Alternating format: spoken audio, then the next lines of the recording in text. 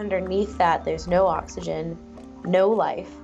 And down there, we found conchs and conch shells and hermit crabs that had fallen into the hole and suffocated, really. Deep in the Caribbean Sea lies one of Earth's greatest mysteries, the Great Blue Hole. For years, scientists and divers have wondered what secrets hide in its dark, endless depths. When a team of experts finally sent a submarine down to explore it, no one expected what they would uncover. In the winter of 2018, a crew from Aquatica Submarine started their descent to the bottom of the Blue Hole.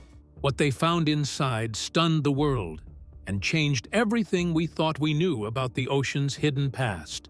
Join us in this video as we reveal the details. The discovery beneath the Blue Hole. As the submarine sank deeper into the Great Blue Hole, the team reached a point that felt almost otherworldly. At around 300 feet below the surface, the shimmering blue light of the Caribbean vanished. They had entered the hydrogen sulfide layer, a thick, toxic, yellowish cloud that completely blocked sunlight. In an instant, the glowing world above gave way to total blackness. This strange layer did more than steal the light. It stole life itself. The air became heavy, with the sharp stench of rotten eggs, a sign that oxygen no longer existed there. It was an anoxic realm, a place where decay stopped and time seemed frozen. Anything that fell through this barrier was preserved, perfectly intact, like a natural tomb. When the submarine's lights pierced the darkness, what they revealed was both mesmerizing and haunting. The bottom of the Blue Hole was a graveyard. Hundreds, maybe thousands of conch shells lay scattered across the sea floor. It looked like a battlefield of frozen life. The sonar even showed faint trails beside some of the shells, tiny tracks marking the final moments of these creatures as they struggled to climb back toward life before sliding down to their silent end. The team called it the Conch Graveyard. Around it, waterfalls of sand constantly trickled down the sides of the hole, slowly burying the remains of everything that had once lived above. Each shell told a story of desperation, a struggle for survival, preserved forever in the still, deadly waters. But the shock didn't end there. Among the ancient remnants of marine life, the crew found traces of something heartbreakingly familiar: human trash. Even here, hundreds of feet below the surface, human impact had reached. A 2-liter Coke bottle lay beside a lost GoPro camera, its memory card still holding someone's holiday photos. The discovery hit the crew hard, a sobering reminder that there is truly no place on Earth untouched by humanity. Then, in the stillness of that black abyss, the most somber discovery appeared. The submarine's lights illuminated the remains of 2 divers, likely among those who had vanished during earlier expeditions. The crew fell silent. They notified the Belizean government, but made a collective decision to leave the bodies undisturbed. "It's very dark and peaceful down there," pilot Erica Bergman later said. "Just kind of let them stay." It was a solemn reminder of both the beauty and danger of exploration, that the ocean gives no second chances. Just as the team began to recover from the weight of that moment, the sonar operator noticed something strange. A flicker on the screen that didn't fit any known pattern. At the very bottom of the hole, etched into the sediment, were distinct circular tracks. They weren't random slides from falling rocks or shell movements. These were deliberate, crisscrossing paths, clear, consistent, and completely unexplained. At first, they thought it was an error, maybe sonar interference or reflections from the submarine's own equipment. But the more they scanned, the more undeniable the patterns became. They weren't man-made, and no known sea creature could have survived, let alone moved, in such a suffocating environment. The discovery stunned the entire crew, and later, the scientific community. What could possibly leave these marks in a place where life shouldn't exist at all? Some experts speculated they could be evidence of extremophiles, microscopic organisms capable of surviving in the most toxic, oxygen-free environments on Earth. Others suggested a geological explanation, maybe a rare chemical or sedimentary process unique to the conditions of the blue hole. Yet, no theory could fully explain the precision or pattern of the tracks. The 3D sonar footage showed them with incredible clarity, circular, deliberate, and eerily symmetrical. To this day, no one knows for certain what made them. The experts dove into the great blue hole searching for answers, but what they found was a deeper mystery.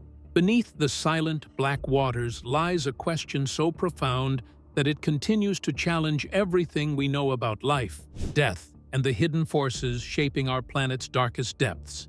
But before the discovery beneath the blue hole, how did the preparations for one of the greatest explorations go? Keep watching to find out. The mission begins, a descent into the unknown. For decades, the Great Blue Hole had been one of the ocean's greatest mysteries. Divers had visited its upper depths, but no one had ever truly explored the dark, silent world that waited below. Scientists knew it was time to change that. In 2018, they decided to launch a full-scale expedition to uncover the secrets hidden in its depths once and for all. On paper, the mission sounded simple: descend, observe, scan, and resurface. But anyone familiar with deep-sea exploration knew that nothing about it would be easy. The deeper you go, the higher the risks: crushing pressure, pitch-black darkness, and an environment where even the smallest malfunction could turn fatal. This dive was going to push the limits of both technology and human endurance. To take on such a challenge, the team had to be extraordinary. Only the most skilled scientists, divers, and explorers could handle the task.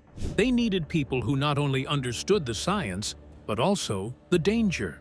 And that's why they turned to one man who had both, Fabien Cousteau. If that last name sounds familiar, it should. Fabien is the grandson of the legendary Jacques Cousteau, the pioneer who introduced the world to the Great Blue Hole back in the 1970s. Growing up, Fabien never thought much about his famous lineage. But Fabien wasn't chosen for his family name. He was chosen for his expertise. A veteran oceanographer, diver, and explorer, Fabien has dedicated his life to understanding the ocean's most dangerous and mysterious regions. His most impressive feat? Spending 31 days living in an airtight laboratory at the bottom of the sea, a record-breaking experiment that tested human limits underwater. Few people on Earth had the kind of experience Fabien brought to the table. With Fabien on board, the mission already had a sense of history and purpose. But then, something unexpected happened. A new name joined the roster, one that turned the world's attention toward the expedition. Billionaire entrepreneur and environmental advocate Sir Richard Branson signed on to take part. Branson wasn't just a thrill-seeker, he had a personal reason for joining the dive. Through his 30 by 30 initiative, he had been campaigning to protect 30% of the world's oceans by the year 2030. He wanted to see firsthand how human activity, pollution, plastic waste, and climate change had affected even a seemingly untouched wonder like the Great Blue Hole. The team's mission, therefore, had two goals. First, to explore and map the hole in its entirety using cutting-edge 3D sonar and submarine technology. Second, to assess the impact of human presence on this natural marvel. Was the Great Blue Hole still the pristine wonder that Cousteau had once filmed? Or had humanity already left its mark, even here in the heart of the Caribbean? With Branson and Cousteau leading the charge, the expedition brought together some of the world's most talented oceanographers, engineers, and filmmakers. Each had a vital role to play, from managing sonar scans to ensuring the submarine's life support system stayed stable under immense pressure. Yet, despite the team's experience and preparation, one major question still loomed over them. How would they actually get to the bottom? The answer would have to be technology, a specially designed submarine capable of withstanding the crushing pressure and deadly chemicals below. So, as the final plans were drawn up, One thing was certain. This would not be an ordinary dive. It would be a journey into the heart of one of Earth's last untouched mysteries. A mission that promised to reveal not just what lay at the bottom of the blue hole, but the truth about humanity's impact on the very planet that sustains us. So, while they had plans to explore the blue hole, how were they expected to get down there? Stay tuned to find out. A journey into the heart of the abyss. The mission was never meant to be easy. Everyone involved knew the risks. Unpredictable ocean currents, immense underwater pressure, and countless unknowns lurking in the deep. The Great Blue Hole was a natural wonder, yes, but it was also a death trap for anyone unprepared. To survive this dive, the team needed machines that could endure the crushing environment without endangering a single life on board. After months of research and careful planning, the expedition team made their choice. They would use two state-of-the-art submarines, the Stingray 500 by Aquatica and Idabel, a submersible from the Roatan Institute of Deep-Sea Exploration. These weren't just expensive toys. They were masterpieces of engineering. Built to handle extreme pressure, the submarines offered the crew both safety and visibility, a rare combination in deep-sea exploration. Each sub was equipped with a massive acrylic dome, giving the illusion that the crew was floating freely through the water. From inside, they could see the vast otherworldly blue stretching endlessly around them. This clear visibility wasn't just for the spectacle. It was crucial for spotting details, structures, or life forms that might otherwise go unnoticed in the murky depths. Visibility alone wouldn't get the job done. They needed to see beyond what the human eye could capture. For that, they turned to cutting-edge military sonar technology provided by Kongsberg Mesotech. The system was nothing short of revolutionary. Even in total darkness, it could map the entire environment with stunning accuracy. Each sonar ping created a detailed image of the seafloor, showing slopes, ridges, and even hidden formations buried under layers of silt and sand. With this technology, the expedition could finally map the Great Blue Hole in ways that had never been possible before. For the first time in human history, we were ready to look deep into one of Earth's most mysterious voids, not through guesswork or grainy footage, but with precision and clarity. The success of the mission now seemed within reach. Still, there was one question none of them could answer. What would they find down there? Months of preparation led to this moment. The scientists, explorers, and engineers had done everything possible to ensure safety. The submarines were tested, the sonar calibrated, the routes planned. And now, under the bright Caribbean sun, the expedition was finally ready to begin. Two yachts floated above the Great Blue Hole, serving as command and communication centers. They were the nerve hubs of the operation, linking the submarines below to the surface team. This dive wasn't just going to reach the bottom, it was going to be broadcast live to the entire world. It was a groundbreaking decision. Streaming video footage from hundreds of feet below sea level in such a remote part of the planet had once been unimaginable.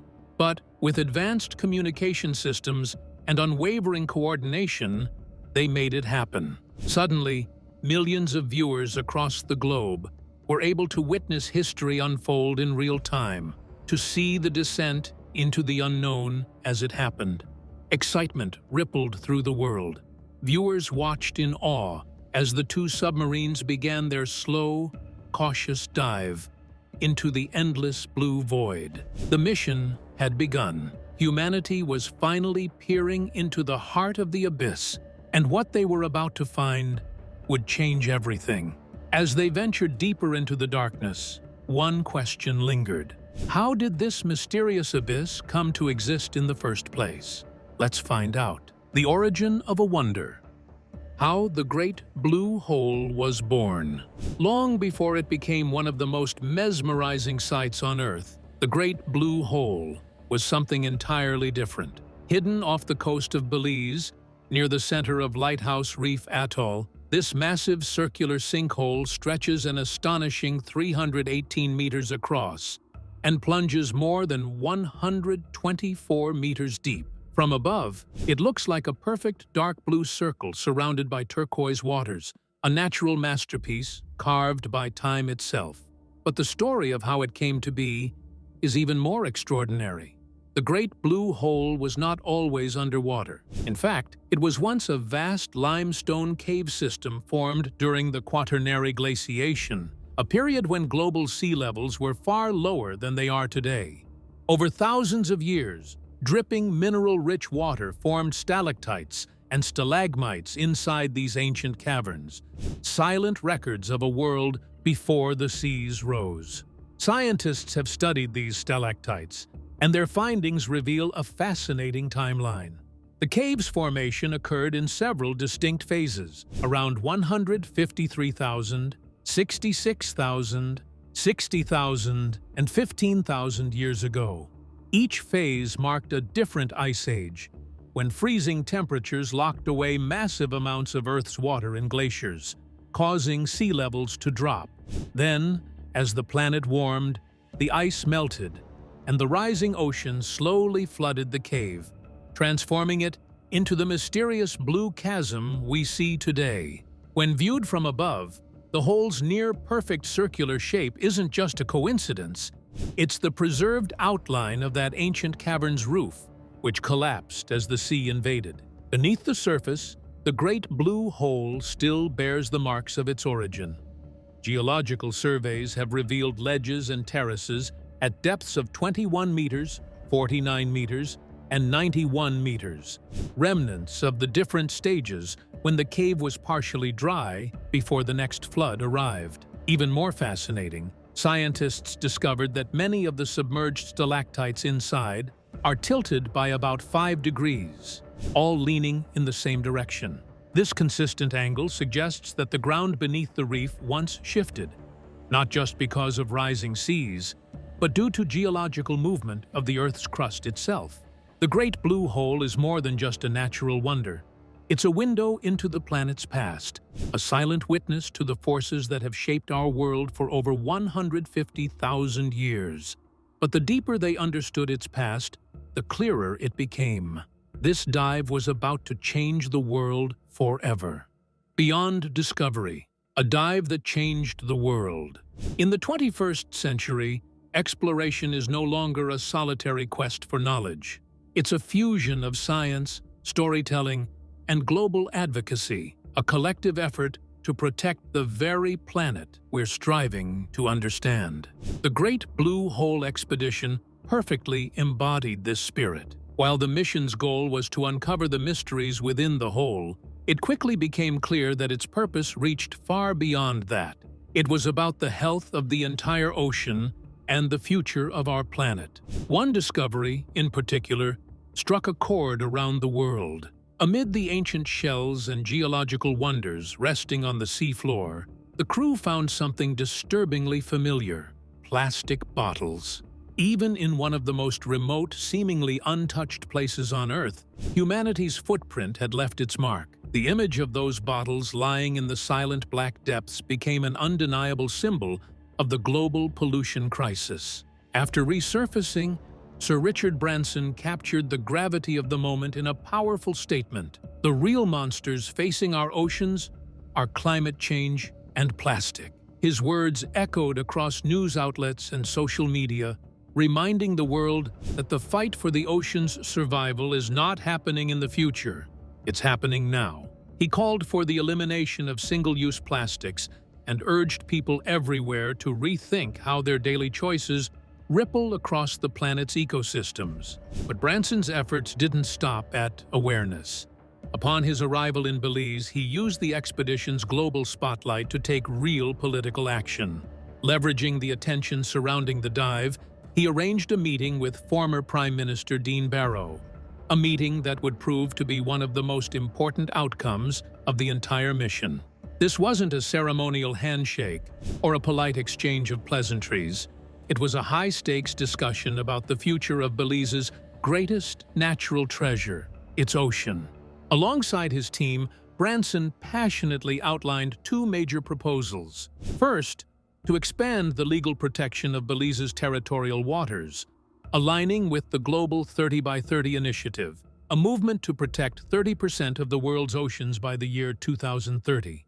Second, to ban gill nets nationwide, deadly fishing tools often described as walls of death because of their indiscriminate unaliving of marine life, including dolphins, manatees, sea turtles, and sharks. The conversation, according to Branson, went better than anyone expected. Prime Minister Barrow listened carefully and expressed strong support for both measures. He acknowledged that Belize's ocean isn't just a natural wonder, it's the lifeblood of the nation's economy, culture, and identity.